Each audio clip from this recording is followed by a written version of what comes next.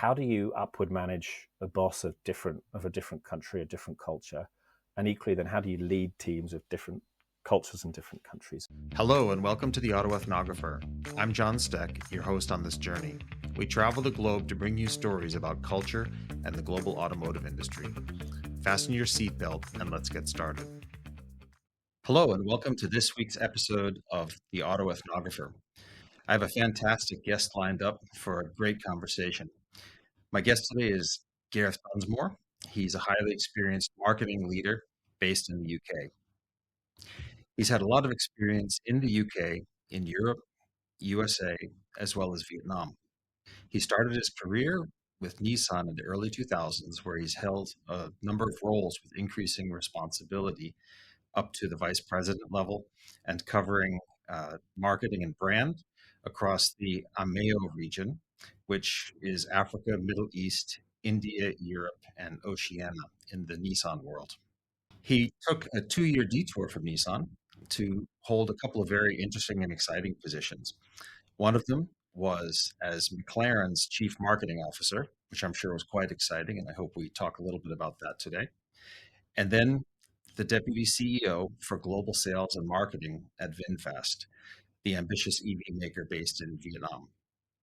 Since then, he's returned back to Nissan, where Gareth is now the managing director for e-micromobility Nissan in the AMIEO region.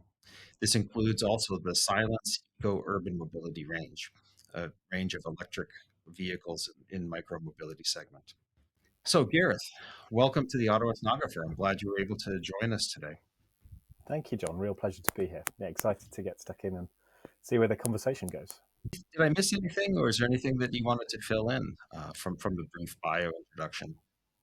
Yeah, I think over 20 years in the car industry now, and a lot of that has been spent outside the UK. So whilst I talk with a British accent, my mum's South African, my dad was born in Egypt, and I've spent, I think, about a third of my life now traveling and living abroad, either as a kid or an adult. So this particular podcast and topic is fascinating to me from a personal level as well as a professional level.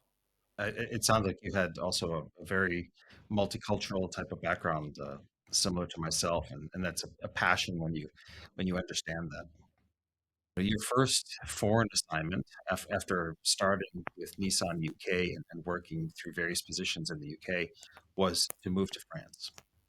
And I understand that, of course, that there's always been a lot of ribbing going across the English Channel. How was it for you to relocate to France and to work with a brand, with Nissan, in a different environment, in a different country? I think, first of all, I really, really wanted to work abroad. I'd grown up in places as far-flung as Lesotho, was mentioned in the news recently in the US as a country that no one knows, but having influences as far-flung as Lesotho, the Netherlands, the USA as a child, for sort of following my dad around where his work had taken him. I always wanted that experience as an adult. So in sort of decisions, career discussions at Nissan, knowing it's a global company, I'd always sort of put my name forward to try and take one of these adventures, and was lucky enough to be asked to move over to Paris to lead the European digital team, to sort of launch a website across all of Europe. Now, I probably went in with a fair bit of arrogance as a young guy, one of the youngest people sort of to go out on one of these foreign service assignments, perhaps not necessarily because of anything special, more just because it's right place, right time. You take your opportunity, and had this mindset of never say no to opportunities. So got that chance to move across, thought it would be, if not easy, I thought it would be a lot easier than it was. I guess there's two things that spring to mind most. First of all, there was the culture internally in Nissan. Whilst there is a global culture and every corporation has one, there's definitely a competition, I think, between what's the most influential culture. Is it the culture of the city you're in or the culture of the company that you're working for? And I'd say at the same time, I was thrown into working with a Parisian-based digital agency and a IT infrastructure team based between Sunderland and India. And when you're trying to then put together the cultures, even in the English language, the cultures of Indian-based teams in Satyam in India, Satyam is a company in Sunderland and in India, and together with obviously the Japanese and the the Parisians. It's a complex one to get your head around, and everything. The working environment was in English, but the language was not English, if that makes sense. People were speaking to each other in a way that they just weren't understanding each other. And I guess the thing I felt I became pretty quickly was a translator to try and knit together these different cultures, these different environments of working practices to see how we could build a successful digital platform and roll it out across Europe. And then probably the next step, they were the sort of two biggest first things I noticed. The next step was then, wow, I had to go and take this website built in Paris. I had to go and tell the Russian team that they were going to implement it and delete their one they built locally, and then into Germany and then into Spain. And you start to sort of see that actually it's nothing to do with just understanding the Parisian culture and the French working culture. It's actually trying to understand the Russians, the Spanish, and yeah, of course, the Brits that I'd left, and to try and get the Brits to listen to, as a small island as we are, to listen to anyone is a tough one as well. So lots of warring things going on in my brain at that time. As I said, 2009, so pretty young back then in terms of career within Nissan. And sort of lots of stumbles along the way to get through it. But on the other side, probably the first time that I really realized that, wow, I want to work in a global company. I want to be part of a global company, because whilst it's a challenge, whilst it's really tough, if you just sort of close your mouth, open your ears, you suddenly realize how amazing these different cultures are and the different ways people work, and you can learn off them all. So it's a bit of a baptism of fire, but certainly one I enjoyed. And I went out for a year project, extended into 11-year stint in Paris and Switzerland, and back to Paris. And amazing 11 years, I guess, for myself, but also I think for my family, and to have my kids be able to grow up on the continent, to be able to learn different languages and really see through the eyes of someone who's French or German or Swiss. It was great for them too. It really helps an individual to grow, right? Whether it's yourself or the members of your family, it changes children for sure when they go to international schools and they have a completely different perception of the school and of the world. I had the same experience with my children. You said something interesting earlier about the impact of a corporate culture, or is it the city culture or the country culture? So how, maybe it's the wrong word to use, but how pervasive is the Nissan culture? What would you say is the Nissan culture? Is it a really Japanese rooted culture, or is it a company that it almost has completely morphed into an international organization? I think the first thing about Nissan that I always loved, and in some ways it's why I came back, is there's a huge level of respect. And I think that does stem from being a Japanese company, but it's sort of in a positive way tempered or evolved into respect, not just for people's opinions and diversity of thought, but also their cultures, their genders, their cultures, their diversity in many ways. And it's one of the things that is true no matter whether I speak to someone who's left Nissan or people that are still there. There's a real love and passion for the brand built out of that respect people have for each other. On the other side, look, we're a global company, and we need to fight within a really tough industry to be successful. So there's certainly a commitment culture that is really powerful, and that again from the leadership through most of my time at Nissan under Carlos Ghosn, certainly that commitment culture built Nissan into a part of the biggest car company on the planet, and we wouldn't have got to that level without a level of drive and force and commitment to push through barriers and to overcome the odds. And hopefully that'll stand us in good stead over the coming months and years to fight back in a really challenging time for the company perhaps, but also in the car industry perhaps more at large, with all of the change and the investment needed in electrification, in autonomous drive, at the same time as perhaps very, very diverse requirements from different cultures and different customers around the world. It's a tough one to be successful in as a car company at the moment. So yeah, I think so those two bits I think stand out most for me. It's definitely trying times overall for the auto industry right now. I think it's impossible to open up any kind of automotive news site and not see challenge, regardless of which region you're looking at. So You also mentioned something about launching the website across the different markets, whether it was in Germany or Russia, while you were based in, I think, was it France at the time? How adapted was it to the market? Because clearly those teams build something that they thought was targeted at Russian customers or at German customers? Was it something that was really different? A lot of discussions. Did you have to adapt what you had built in order to somehow mesh up with those local cultures and the local customer needs? I think that there's a really interesting balance when you're trying to globalize something to keep this level of local relevance, but at the same time make the right decisions to not overinvest and not waste money. If you think of some of the markets that we needed to localize into, the return on that investment of localizing, just from a pure language perspective, is clearly there. But from a cultural perspective, from a messaging perspective, that's a bit more of a judgment call, because you're never going to get the return if a market's only selling 2, 3, 4, 5,000 vehicles a year versus 100,000 units a year. And that's the sort of breadth of diversity if you look at Europe, with the size and the different scales of the economy and the number of people in countries.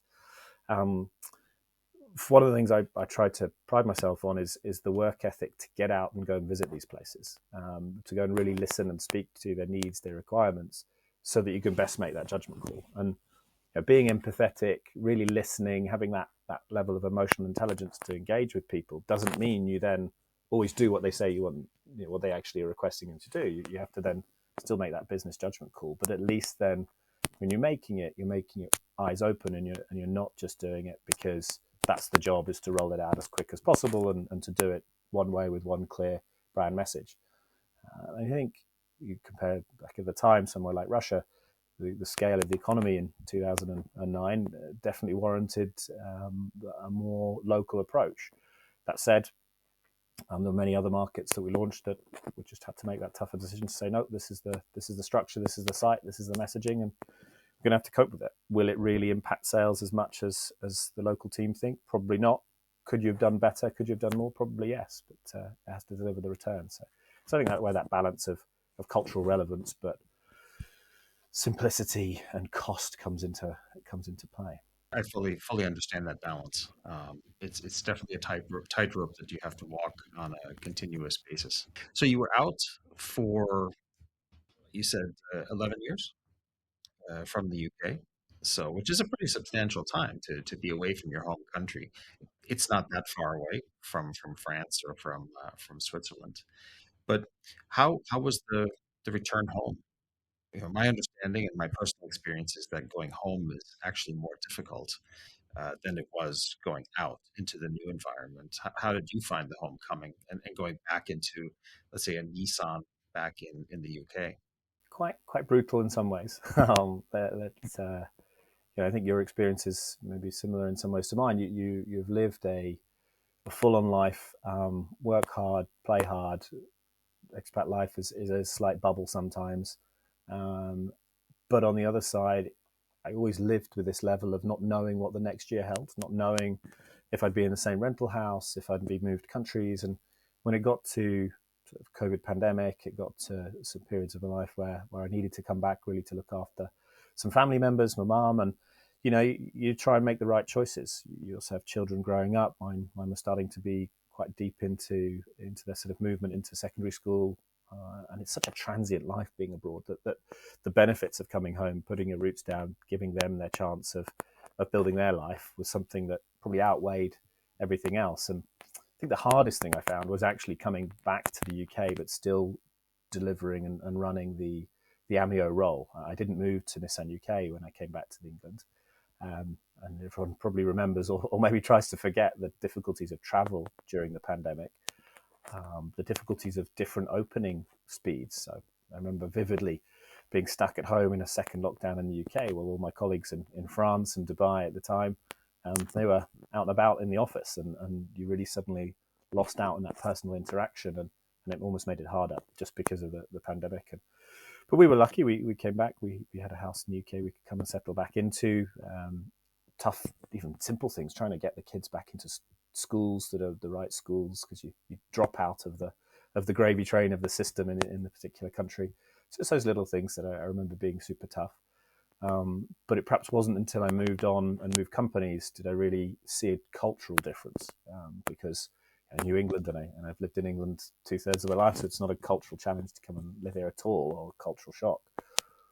But I was still working in a perhaps a more global culture, a more global company with AMIEO, so with Nissan and AMIEO. So that sort of softened the blow to some extent, but also then was frustrating because I couldn't be a part of that anymore. So ultimately, yeah, part of the reasons why I probably stepped away and took another opportunity. Let's talk about that one.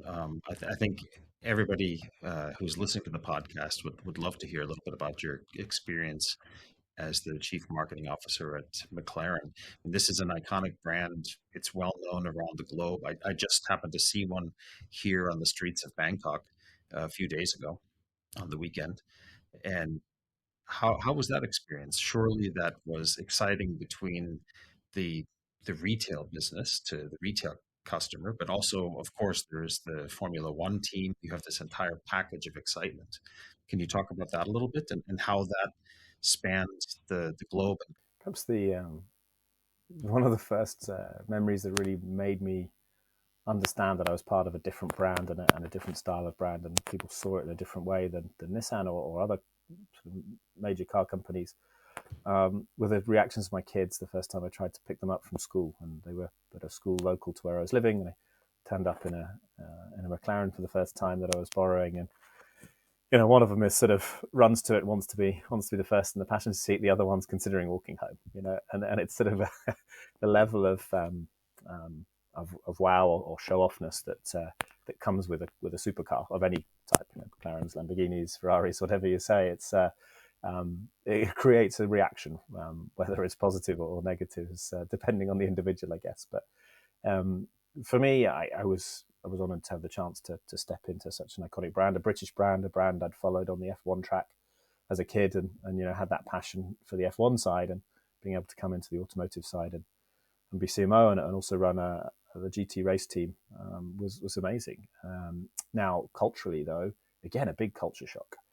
I think it'd been 11 years since I'd worked in a UK office, and probably the people I gravitated quickest to were, well, maybe not the Brits, actually, and I maybe almost found myself gravitating to people from Ireland, people from Germany, and just there was a more natural understanding of their working culture. I hadn't worked with many Brits in Europe, mostly French, Dutch, Japanese, Spanish, you name it, but not necessarily a huge number of Brits within my teams over the years.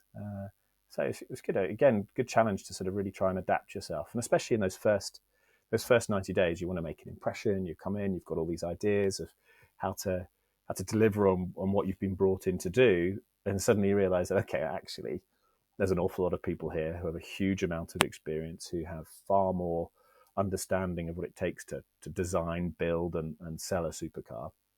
So how can I sort of culturally make sure I'm listening to them, but at the same time trying to bring a little bit more of a global perspective? Because coming through the pandemic, the shift of where the customer base was for companies, not just McLaren, but companies like McLaren, certainly moving to the Middle East, moving to Asia, moving to the US at a rate of knots. And really, I guess my role there and my efforts that I made there were trying to listen more to the regions, to get out to the regions and understand their point of view and understand what they needed to sell, while still keeping this core essence of what it meant to be a global British supercar brand. But I remember one study, though, really looking into nothing to do with McLaren, just looking into Britishness, what it means to be British. And out of Asia, it's sort of Harry Potter comes out number one back then. It was a few years ago now, but when that's the number one thing that comes out, how close is that to luxury? How close is that to sort of the brand, the sort of high tech supercar brand that we wanted to build? It's a long, long way. Whereas you go to the US, and there's many USs as we sort of see day to day, but you go to the US, and again, that's very different. So how do you take that British essence, but bring it to life in a way that's beneficial to your brand? And that's sort of listening, learning, trying to take the best of what's there, but also trying to take on board other cultures' views of who you are. As a marketer, how did you manifest that? For example, in the US, how would you have manifested the Britishness of the brand? I think it was sort of a traditional focus that supercar brands need to get their supercars on a track. They need to show them off driving fast, maybe driving through mountainous regions in Switzerland or wherever it might be. You name it. That's what supercar brands do. And actually, there was a growing fan base and is a growing fan base around the world that are trying to engage with brands in a very different way. So back then, NFTs were starting to be very popular. It was a way of to sort of translate NFTs, because they are a little bit of a sort of a past thing these days, but it's really an authenticated piece of digital art. If you think of tokens, and I grew up with top trumps cards of sports cars or football players, or it's a digital version of a top trump card in some ways. It's a digital piece of art that people collect. And what better way to bring McLaren's brand or other people's brands than engaging in a way that these new fans want to. That's what I think McLaren as a race brand from Zach Brown's side of the paddock, so to speak, within McLaren is amazing, and how well they've connected to their fan base and how well they've engaged with them, whether it's through social content, whether it's through physical engagement on site, and just trying to live and work in a way that's culturally relevant to people in the US, in Asia, in the Middle East, in Britain. You name it, they do it, and they do it so well. And that's why they're the most loved car on the grid these days. And they've really taken that mantle from Red Bull, and that's because of that. I believe that way of trying to keep that core essence of the brand, but do it in a specific way for the local customers. It's definitely an exciting brand, and certainly, like you said, it can be polarizing. People who are interested in supercars and people who are not, with regards to how they feel about ostentatiousness. No, it's fine. Maybe one other thing just to throw in there, in terms of not so much to compare the two brands, but compared working in different places, is this balance of how do you upward manage a boss of a different country, a different culture, and equally then how do you lead teams of different cultures and different countries and different backgrounds. And I find that a continual passion, I guess, and excitement to try and get right. It's obviously really important for your career to get it right when you meet with different bosses, different cultures. And over my years, I've been lucky enough, and I was thinking about it before this podcast, to I've worked with Brits, I've worked with French, I've worked with Swiss, I've worked with Germans, I've worked for Japanese, I've worked for Vietnamese, that's another story, and I've worked for Americans and Mexican, and Venezuelan, I think, and it's an amazing sort of level of gymnastics you need to play, and it's too easy to think, it's just politics. It's not politics. It's people. It's different people's sort of what makes them tick. What are they trying to achieve? What are they trying to drive in you? And then equally from your side, how do you get the best out of your team? And for the years, I've loved sort of high performance podcasts. It's very much, to begin with, F1 focus, but it's very broad now, and the high performance podcast is really quite interesting. But I always find it quite specific on trying to be the best, trying to create the best. Well, the reality is most of us are just trying to do a really good job and enjoy ourselves, and to have a good working environment, and to hopefully have your team enjoy themselves and to be successful. It's not necessarily being the best of the best of the best. And then, especially in a broader work environment, in a car industry, you're going to have people who aren't trying to strive to be the best. So how do you sort of relate to them? How do you get the best out of them, but within the limits of what they're prepared to give? And I'll sort of go down that path, I guess, a little bit, because it's quite difficult to spot what they're prepared to give. And you could very easily think, well, this person is lazy, this person doesn't want to work hard, just because they're culturally working in a different way. And I'd say, I'm not going to try and dive into stereotypes, but I do think stereotypes are interesting to think about, because they can actually help you understand things more quickly if you think of the stereotype and then think, well, okay, therefore get over that.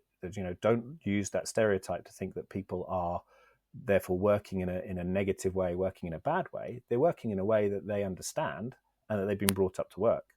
So how do you understand that? How do you relate to that? How do you then empathize with that to get the best out of them, rather than trying to pull them into the particular way you were brought up to work, or you were taught to work, or you were encouraged to work by your early leaders and early bosses? And I certainly think this even our small continent of Europe, and you compare Spanish working practices to French to German to English, I mean, you've already got a complete mix, and trying to engage with those mixes is a sort of continual fascination, and also makes it fun, makes it interesting, to try and get the best out of each of these people. How did you do that? Did just talking, the after hours conversation, the coffee after lunch, just asking the questions? I think it'd be too arrogant to say I've always done it successfully. For a start, I think it's important to know that sometimes things don't work as you hope, and so first of all, it's learning from those periods of time, learning from time where things haven't quite gelled as a team, but then also looking at when you have got it right and thinking, okay, how can I recreate that? So maybe some simple basics. One, trying to create this shared vision seems to work across cultures. If you can get people to buy in to one particular thing that everyone has helped create for a start, you're actually getting them to help create this, and everyone has helped buy into this shared vision or shared passion, shared goal that you're trying to achieve. That isn't just a number on a spreadsheet. It's something a bit more meaningful, that people can really sort of take home, tell their kids about, tell their family about, tell their friends about.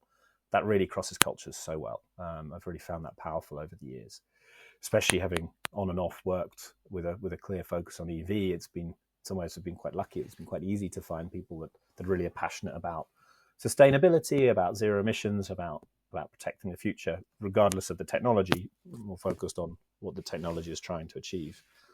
So that's been definitely one way. But I'd say the other side of it is that, what is the coffee culture of the country?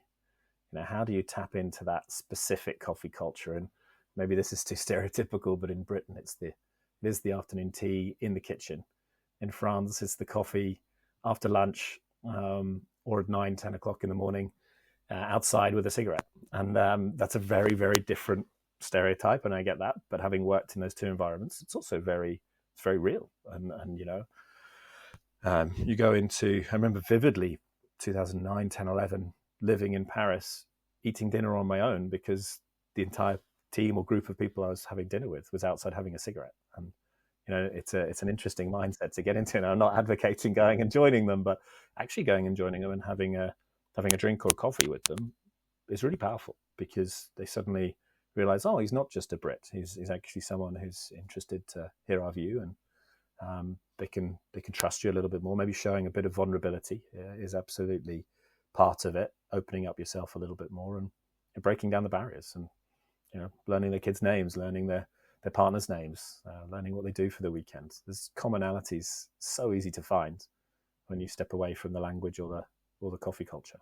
I think that's very powerful words. When you consider that the Northern European cultures, England, even Americans, are not so quick to talk about family, and to be vulnerable in a business environment, you build a wall basically between personal and work. I always try to look at it as what's the worst that could happen if you show a little bit of yourself. Yeah, people could judge, but actually maybe you could make a friend. And I know that sounds really soft in some ways, but I've got friends all over the world from just being a bit more human, a bit more vulnerable. And I think that's also helped me then lead and drive teams to be successful, within a positive environment. So again, don't get it right all of the time. And I think it's increasingly hard to get it right as you then bring in generational shifts, and you look at the working practices, the styles of work that 20-year-olds are now coming into the working environment. They're different than 20-year-olds when I was a 20-year-old. It's just different, and we need to adapt to that, learn to that, understand it, but in the end, still get them to deliver, and still get them to perform in the way that the company needs, or that you as a leader requires. So, yeah, I'd say headache, another opportunity perhaps to learn and work in a different way beyond cultures. It's sort of generation shift as well. That adds a whole nother layer of complexity onto the entire issue of culture and the workplace. So speaking of coffee culture, you spent time over in Vietnam, which I would argue has one of the strongest coffee cultures on the planet, with a cafe on almost every corner, at least in Hanoi, where VinFast is located. How is this for you? This is really moving not only halfway across the planet, but the culture couldn't possibly be more difficult, or difficult and different than and learning about it than being in Europe or being in the UK.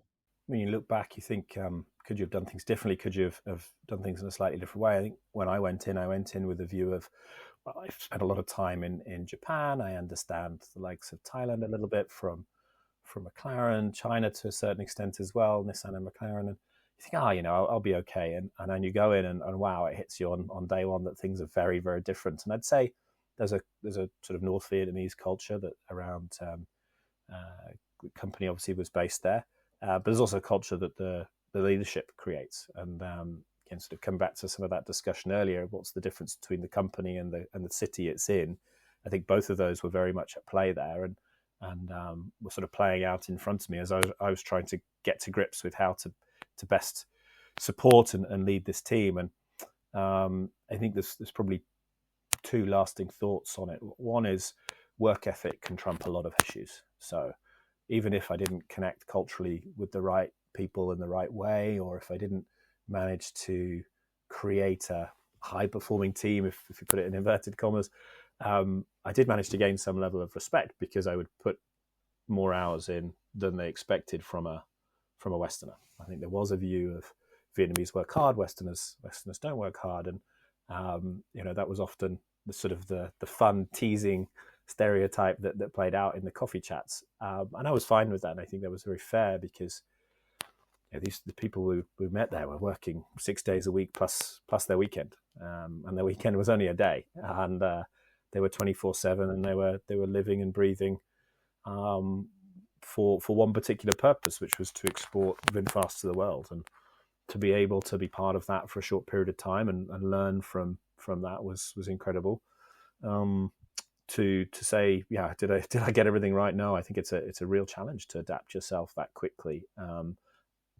But on the other side, if you sort of buckle down and show that you're willing to roll up your sleeves and work in a maybe not a similar way, but work with more hours and work with sort of a level of again openness, I think, to share as much as I could, and whether they took it or not, whether they thought it was useful or not, that was up to them, and no problem at all. But to be open and to put everything I had into it, knowing that they'd shown me a level of trust to bring me over there.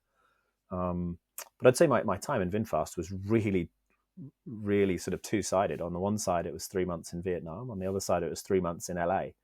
And I'd say adapting and getting people from California to work in a way that was sort of trying to bridge them to very, very different culture in Vietnam was perhaps where I think I hope I was more successful as we launched the brand there within the 6 months that I was there. But really trying to bridge that cultural gap, I think was incredible, because you go to California, it isn't a 6 day a week working culture in the car industry there, and it's certainly not a 24/7 overnight calls. And I was perhaps brought up on the ability to jump on phone calls at all sorts of the hours with Japan, being based in Europe, but having our leadership in Japan.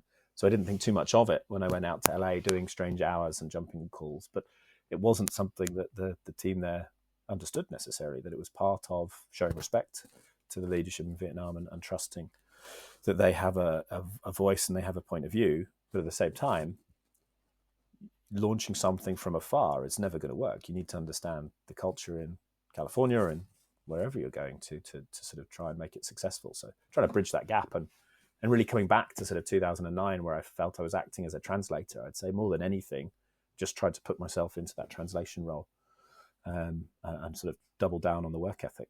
The success of a brand in a local market, and now you're talking about the US market, which is it's in a continent. It's not just a country, but really a full continent. And it's really multiple countries on a single landmass. Did you find that there was an uptake back in Vietnam on what the requirements were in the US market? Because the success of a brand is often, predicated on the adaptation of the brand to a certain degree to that country, both in terms of the product and in terms of the way of working. You're right. First of all, starting with America as a continent, it's a very diverse continent. I remember vividly visiting a retailer for McLaren in Philadelphia, and then flying into Charlotte and visiting the retailer there. I mean, this wasn't the same continent from my point of view.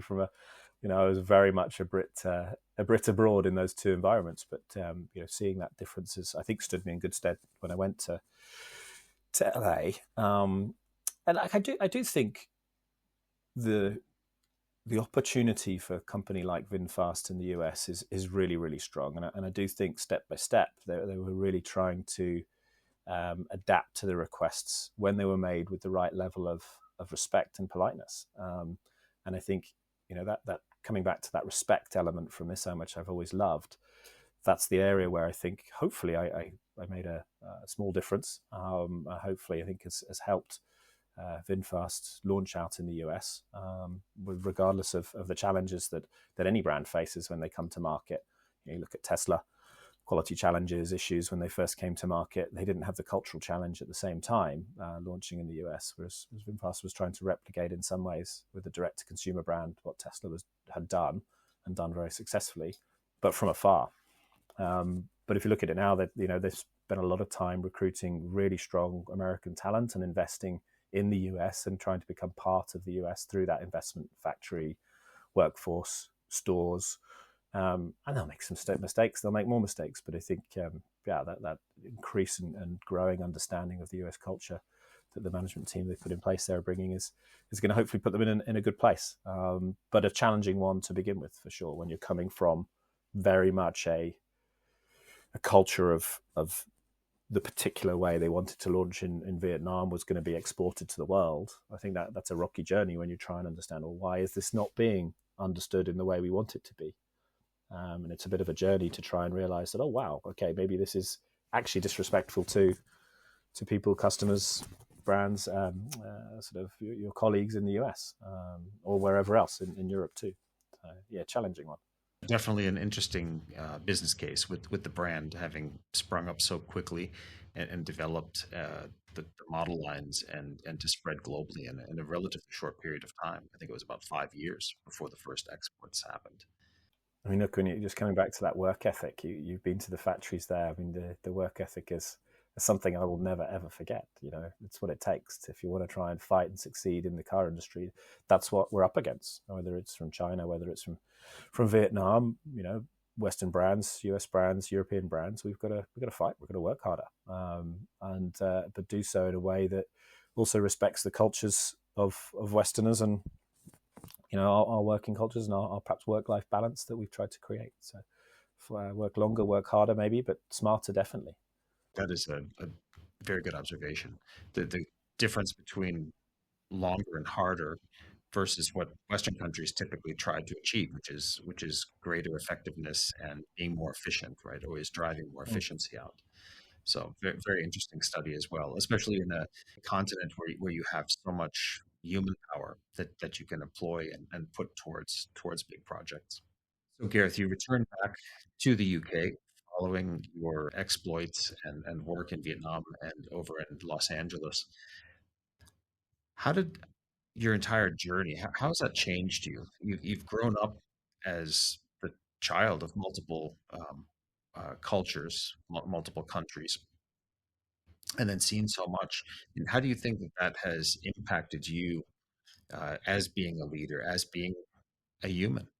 I think first and foremost, it's allowed me to create a family unit or to support a family unit that is very multicultural, very respectful of the world around them, and I'll always be proud of that.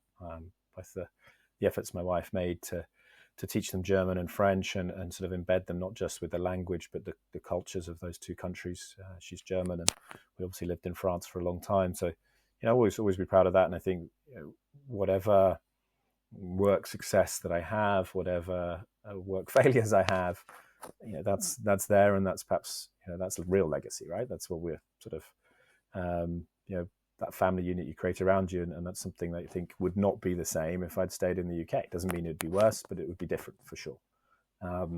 So I'm proud of that.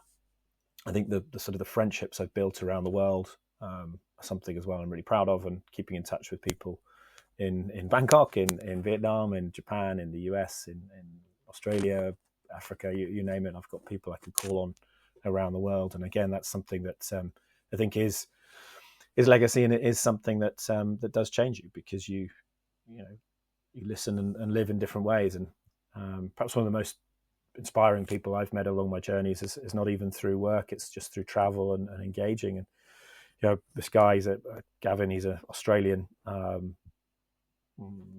coach or mentor, if you like, and just listening to how he goes off to places like mines in Nigeria and really looks at health and safety and how to build a team and leadership. People like that are just phenomenal to listen and learn from.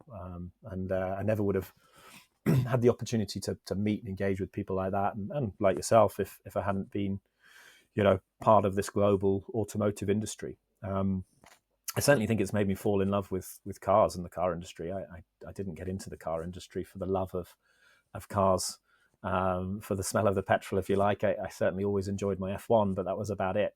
My dad used to race touring cars and drove across Africa. My brother rebuilds old Jaguars. That's never been me. I've always been more fascinated in people and why would someone buy a car. And I think the global industry of the car world sometimes isn't given the respect it deserves. When you look at what it takes to bring a car to market, from designers, engineers, safety, regulation, through to the sort of sales, marketing and service worlds that I perhaps operate in more often, is incredible, and ever more so with the challenge in regulations and the change in regulations. So in terms of change my working practices and the way I work and the way I operate, I think definitely it's evolved it. I've always tried to have this level of I guess, work or lead with empathy, with a level of vulnerability.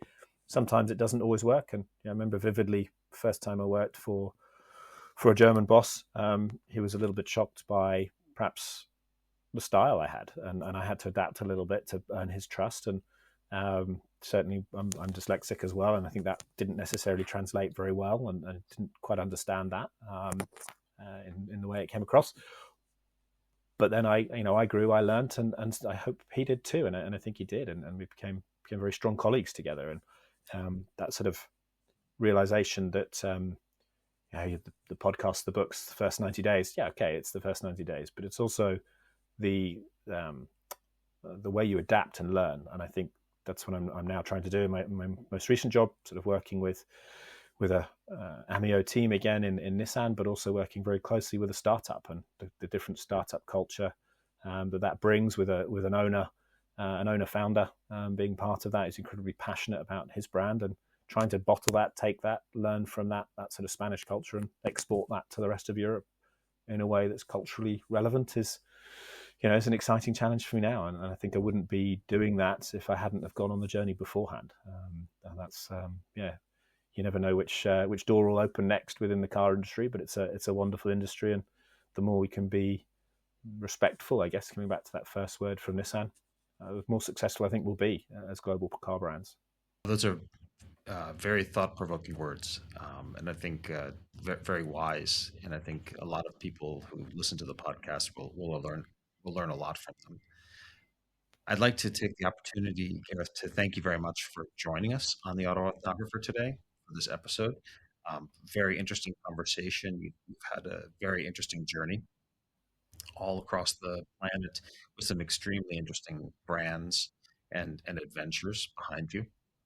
I want to thank you for this opportunity to have this conversation, and hope that we have another conversation sometime in the future. Thank you, John. In some ways, fascinating journey down memory lane. In some ways, thought-provoking for the future. And it's good to remind yourself sometimes of what you've done and how to improve in the future. So thank you. I'd like to close this episode of the Autoethnographer. I hope that you join us again next week for our next episode. Keep on driving. Thank you for joining us on today's journey. I hope you found the episode both informative and entertaining. Please remember to like and subscribe to the Autoethnographer and leave us a rating or comment. Please visit our website at auto-ethnographer.com. You can also follow on Instagram, Facebook, and LinkedIn.